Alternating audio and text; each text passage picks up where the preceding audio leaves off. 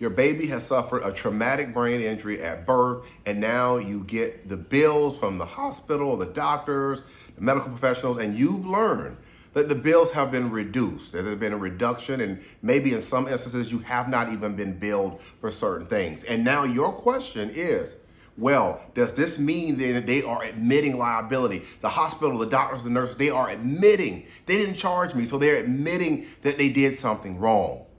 To be able to understand this and to understand the answer, let's step back. And I'm going to explain to you, this is really important. I'm going to explain to you in general how we prove medical malpractice when a baby has suffered a traumatic brain injury at birth. Now, if you're in a state like here in Maryland, in general, like here, what we have to show is that there was a departure from the standard of care causing the injury or the harm.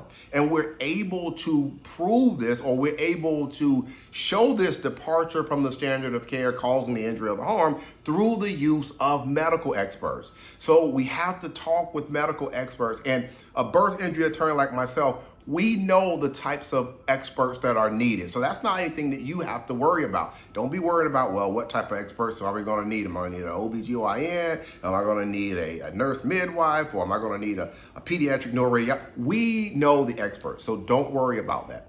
But anyway, so we have these experts to review everything, review the case, review the records, and they will give us opinions based on their review. Now, these experts are important because if you don't have these types of experts, your case will not be successful. So you have to have these medical experts.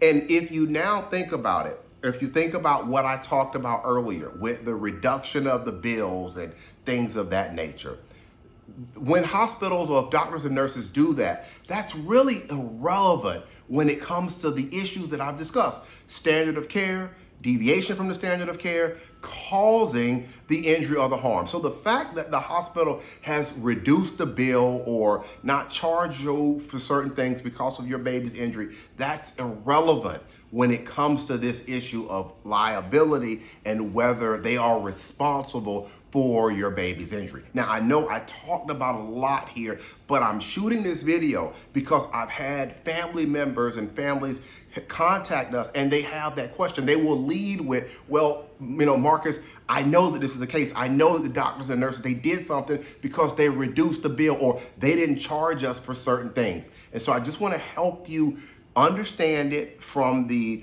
legal aspect, from the medical legal aspect, because if you understand the issues, you have a better chance of making better decisions in regards to your family and your situation.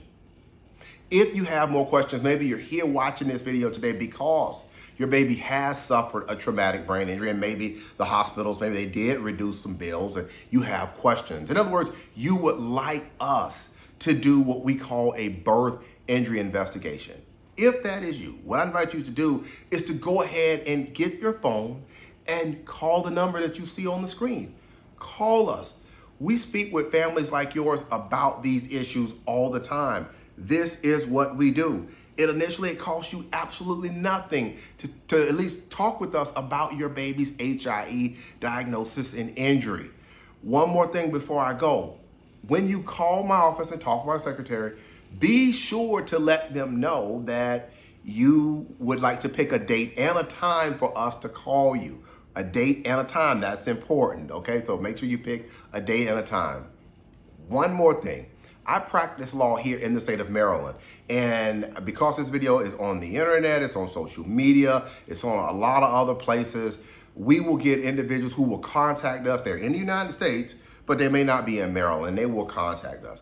If you are not in Maryland, just understand that we would have to use co-counsel or local counsel. In other words, an attorney in your state. That's something that we can help work with you on, but I just want to make sure that you understand that co-counsel or that local counsel aspect of things if you contact us and you are not in Maryland.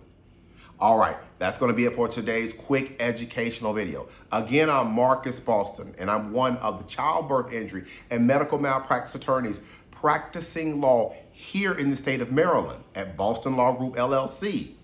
We'll talk with you next time. Take care. Enjoy the rest of your day.